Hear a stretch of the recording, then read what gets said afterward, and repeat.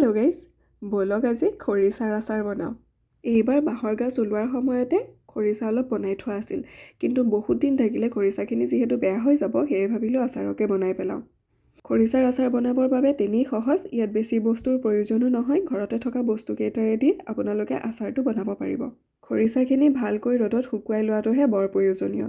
খৰিচাৰ আচাৰ বুলি ক'লে জলকীয়াটো মেইন হৈ পৰে, সেইকাৰণে মই ইয়াতে বিহ জলকীয়া ব্যৱহাৰ কৰিছোঁ। আপোনালোকে বেলেগ জলকীয়াও ব্যৱহাৰ কৰি ল'ব পাৰে।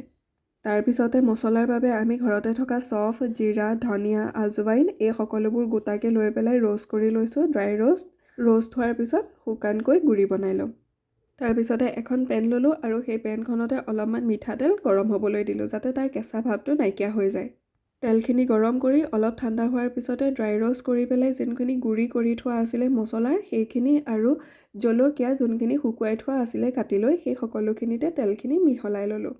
তাৰপিছতে নিমখ, হালধি আৰু সেই আচাৰৰ বাবে শুকুৱাই থোৱা খৰিচাখিনি তাত দি ভালদৰে মিক্সাৰ এটা বনাই ল'লোঁ। তেল আৰু খৰিচাখিনি ভালদৰে মিক্স কৰি অকণমান ভিনেগাৰ দি দিলোঁ আৰু আমাৰ খৰিচাৰ আচাৰ ৰেডি।